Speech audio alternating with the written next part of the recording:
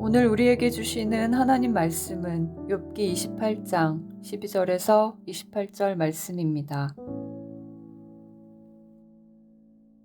그러나 지혜는 어디서 얻으며 명철이 있는 곳은 어디인고 그 길을 사람이 알지 못하나니 사람 사는 땅에서는 찾을 수 없구나. 깊은 물이 이르기를 내 속에 있지 아니하다 하며 바다가 이르기를 나와 함께 있지 아니하다 하느니라.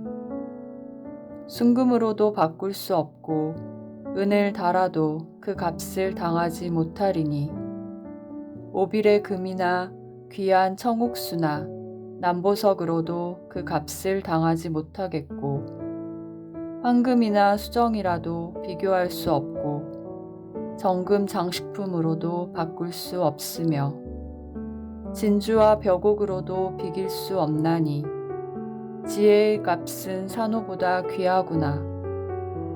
구수의 황옥으로도 비교할 수 없고 순금으로도 그 값을 헤아리지 못하리라.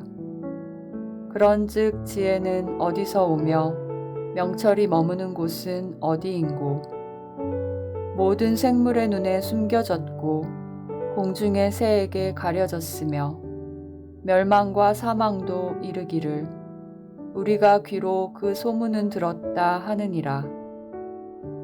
하나님이 그 길을 아시며 있는 곳을 아시나니 이는 그가 땅끝까지 감찰하시며 온 천하를 살피시며 바람의 무게를 정하시며 물의 분량을 정하시며 비 내리는 법칙을 정하시고 비구름의 길과 우레의 법칙을 만드셨음이라. 그때에 그가 보시고 선포하시며 굳게 세우시며 탐구하셨고 또 사람에게 말씀하셨도다. 보라, 주를 경외함이 지혜요 악을 떠남이 명철이니라.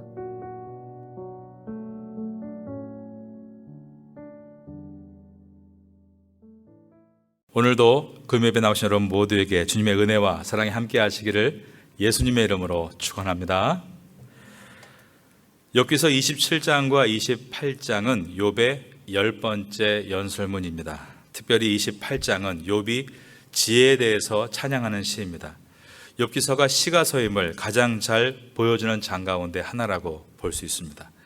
욥은 1절에서 11절까지 인간이 가진 지혜를 감탄하며 창가를 불렀습니다. 금과 은과 철과 동, 이 네 가지 광석을 이야기하면서 이 세상의 어떠한 동물도 광석과 보석을 캐서 유용하게 사용하는 지혜를 갖고 있는 존재는 없다는 것입니다. 그렇지 않습니까? 어떠한 짐승이 보석과 광석을 캐서 무엇인가를 만들려고 하겠습니까? 이처럼 인간은 하나님의 형상을 닮은 존재들로서 뛰어난 지혜를 가지고 있다는 것입니다. 하지만 그러한 뛰어난 인간의 지혜로도 하나님을 알 수 없다. 이것이 오늘 본문의 말씀입니다. 그러므로 1절에서 11절까지 인간이 가진 세상에 관한 지혜에 대해서 감탄한 이 욥이 오늘 본문인 12절부터 마지막 절까지는 인간이 갖지 못한 하나님에 관한 지혜에 대해서 탄식하는 내용이 이어집니다. 오늘 본문의 첫 절인 28장 12절과 13절을 봅니다. 그러나 지혜는 어디서 얻으며 명철이 있는 곳은 어디인고 그 길을 사람이 알지 못하나니 사람 사는 땅에서는 찾을 수 없구나. 사람은 땅을 파고 지하로 들어가 보석과 광석을 캐고 그것을 재련해서 필요한 물건을 만드는 놀라운 지혜를 가지고 있지만 그런 인간의 지혜로는 하나님이 누구신지 그분의 뜻이 무엇인지 알 수 없다고 한 것입니다. 그러면 어떻게 알 수 있는가? 아래에 쭉 내려가서 23절을 봅니다. 저를 한번 따라하겠습니다. 하나님이 그 길을 아시며 있는 곳을 아시나니. 이것을 의역한다면 하나님 앞에 오직이란 단어를 붙이면 더 선명할 것 같습니다. The only God, 오직 하나님만이 그 길을 아시며 있는 곳을 아시나니. 인간이 하나님을 알 수 있는 지혜는 인간 안에 있는 것이 아니라 오직 하나님 안에 있다는 것입니다. 그러면 하나님 안에서 발견해야 할 지혜가 무엇인가? 그것이 바로 28장의 마지막 절에 나와 있습니다. 28절입니다. 또 사람에게 말씀하셨도다. 보라, 주를 경외함이 지혜요, 악을 떠남이 명철이니라. 하나님 안에서 발견해야 될 참된 지혜와 명철은 하나님을 경외하고 악에서 떠나는 것이다 라고 했습니다. 여기서 28장은 이와 같이 욥이 지혜에 대해서 설명하는 내용입니다. 오늘 말씀을 통해서 우리가 얻어야 될 진정한 지혜가 무엇인가를 이 밤에 알게 될 수 있기를 예수님의 이름으로 축원합니다. 앞에 있는 28장 3절을 한번 보겠습니다. 사람은 어둠을 뚫고 모든 것을 끝까지 탐지하여 어둠과 죽음의 그늘에 있는 광석도 탐지하되. 세상의 광물도 그냥 얻어지는 것이 아니라는 것입니다. 광물을 얻기 위해서는 어둠을 뚫고 땅끝까지 탐사해야만 그 광물을 얻을 수 있다는 것입니다.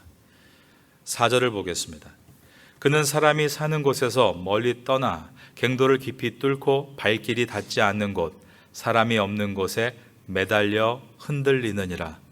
광물을 얻기 위해서 갱도를 깊이 뚫어야 하고 사람의 발이 닿지 않는 위험한 곳까지 내려가서 대롱대롱 매달려야만 그러한 귀한 것을 얻을 수 있다는 것입니다.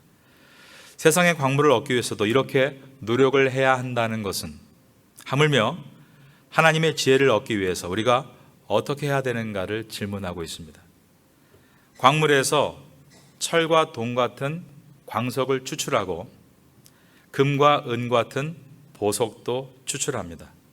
이것을 얻기 위해 사람들은 땅속 깊은 곳을 마다하지 않고 내려가고 줄에 매달리는 위험과 모험도 감수하면서 그 광물을 찾습니다. 그 이유는 모든 고통과 고생을 다 잊고도 보상받을 만큼 충분한 가치가 있기 때문입니다. 이와 마찬가지로 우리가 하나님의 지혜를 얻기 위해서 위험과 모험도 감수하겠다는 용기와 패기가 있어야 함을 욥기서가 말씀하고 있는 것입니다. 우리에게는 12절과 같은 적극적인 질문이 있어야 합니다. 그러나 지혜는 어디서 얻으며 명철이 있는 곳은 어디인고? 여러 가지 길 가운데서 하나님의 지혜와 명철이 있는 곳은 어디인가?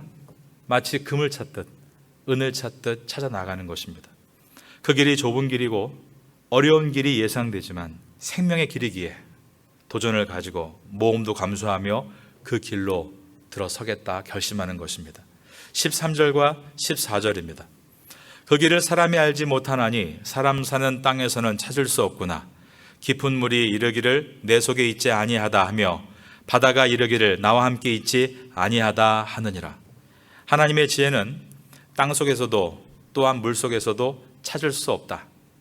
이 말은 하나님의 지혜는 금보다 찾기 어렵다라는 말입니다. 무슨 뜻입니까? 금보다 귀하다는 뜻입니다. 그런데 우리가 이 지혜를 진정 얼마나 사모하고 사는가 돌아봐야 하는 것입니다. 우리가 이 땅에서 금과 은을 얻기 위해 얼마나 수고합니까? 돈을 버는 것이죠. 그런데 정작 가치를 매길 수 없을 정도로 고귀한 하나님의 지혜를 얻기 위해서 우리가 얼마만큼 수고하고 있는가? 보석보다 귀한 하나님의 지혜를 얻기 위해서 내가 얼마나 기도하고 말씀을 붙들고 쓰고 묵상하고 있는가? 하나님의 지혜는 너무나 귀한 보배라고 말하고 있는 것이 15절입니다. 순금으로도 바꿀 수 없고 은을 달아도 그 값을 당하지 못하리니. 하나님의 지혜는 순금으로도 바꿀 수 없다. 은을 달아도 그 값을 당할 수 없다. 즉 이것은 살 수 없을 만큼 귀하다는 뜻입니다. 최고의 금과 옥을 주어도 살 수 없을 만큼 하나님의 지혜는 귀하다. 16절입니다. 오빌의 금이나 귀한 청옥수나 남보석으로도 그 값을 당하지 못하겠고, 오빌의 금이란 그 당시에 최고 순도를 유지하는 금이었습니다.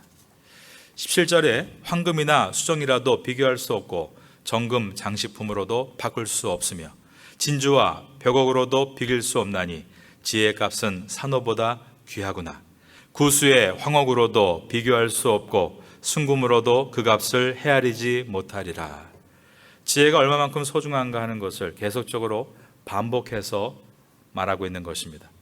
20절입니다. 그런즉 지혜는 어디서 오며 명철이 머무는 곳은 어디인고. 이것은 아까 읽었던 12절과 똑같은 내용입니다. 12절이 그러나 지혜는 어디서 얻으며 명철이 있는 곳은 어디인고라고 했고, 20절은 그런즉 지혜는 어디서 오며 명철이 머무는 곳은 어디인고라고 했습니다. 이것을 문법에서 인클루지아라고 하죠. 수미상관법이라고 합니다.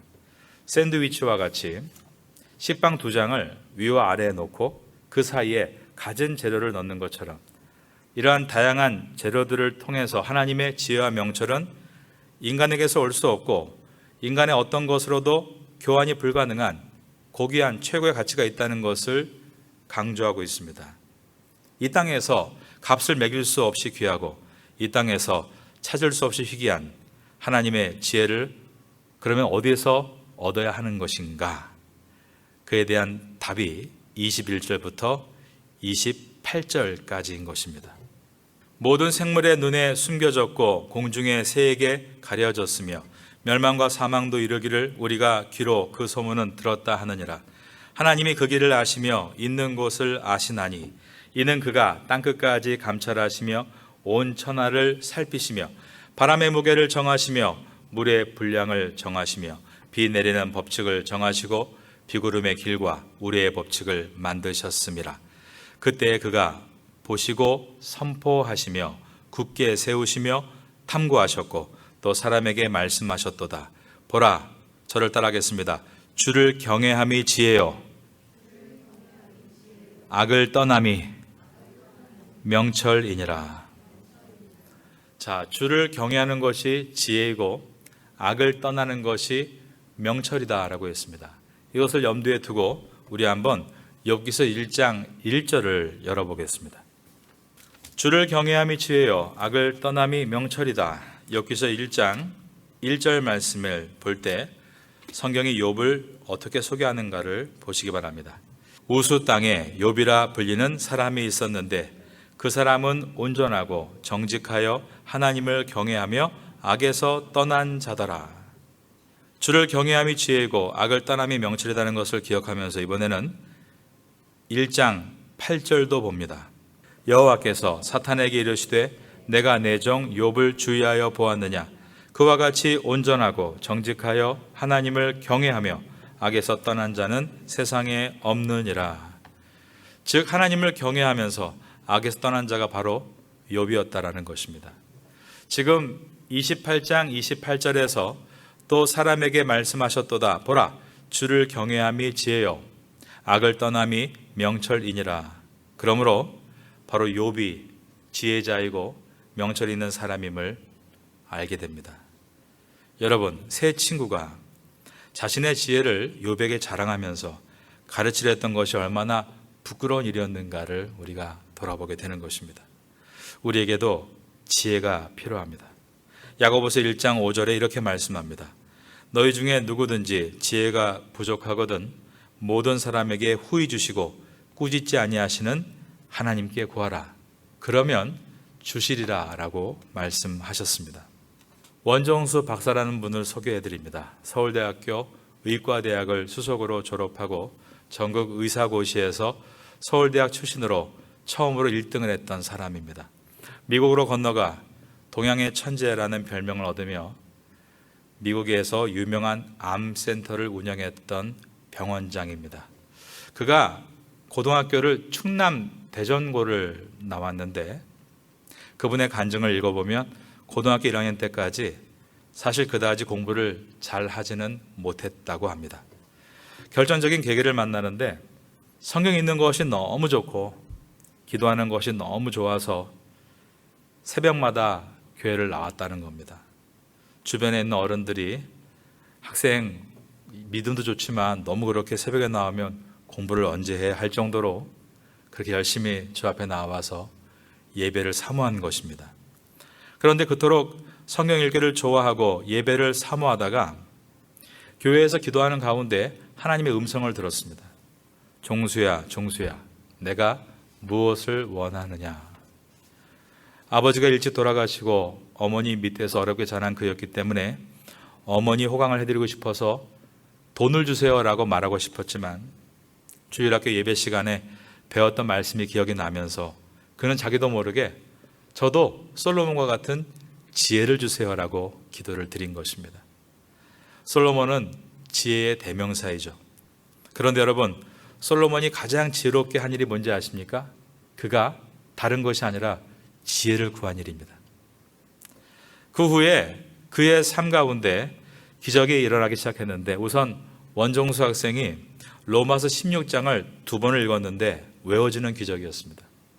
마치 사진을 찍듯이 머리에 암기되는 신비한 체험을 하게 됐습니다. 그리고 나서 모든 교과서를 스캔을 했습니다. 사진을 찍듯이 착착착.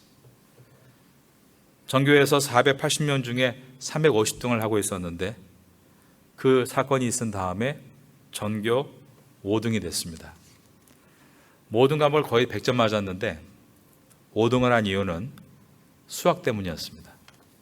수학도 그냥 책을 펴면 착착착 외워졌는데 수학은 외우는 게 아니거든요.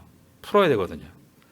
그래서 전교에서 5등을 하게 됐습니다. 하지만 그 이후에 전교 1등, 서울대 의대 입학, 의대 수석 졸업, 전국 의사고시 1등, 동양의 천재, 세계적인 암센터 운영으로서 전 세계 많은 나라에서 자기의 삶을 간증했던 인물입니다. 우리에게 필요한 것이 너무 많아서 하나님께 구할 것이 많겠지만 무엇보다 지혜를 구하십시오. 지혜를 구하기 위해서는 하나님 앞에 나와야 합니다. 오늘같이 금요 예배에 나와 나를 그분께 보여드리고 또 새벽에 나와 나를 그분께 보여드리는 것입니다. 번잡한 세상도 중요하지만 먼저는 한정간 주님 앞에 앉아있는 것이 중요합니다. 하나님은 사랑이시고 인간의 모든 지혜의 근본이 되시기 때문입니다. 한적한 곳에서 하나님과의 만남에 승리하면 세상에서도 승리할 수 있다는 용기를 잊지 마시기 바랍니다. 고린도전서 14장 20절을 읽어드립니다. 형제들아, 지혜에는 아이가 되지 말고 악에는 어린 나이가 되라. 그 다음 절을 따라하겠습니다. 지혜에는 장성한 사람이 되라. 우리가 하나님 앞에 기도할 때 하나님, 악에는 어린 나이가 되게 해주세요. 그러나 주님, 지혜에서만큼은 어른 되게 해주세요. 어른이어도 지혜가 어린아이가 있습니다. 그런데 어린 학생들이 지혜가 어른스러운 사람이 있습니다. 그것은 성경에서 많은 예들을 보여줍니다. 다니엘과 세 친구와 사무엘 등입니다. 이러한 지혜를 구하심으로 그 지혜에서 주님의 놀라운 비전을 발견할 수 있는 우리가 될 수 있기를 예수님의 이름으로 축원합니다.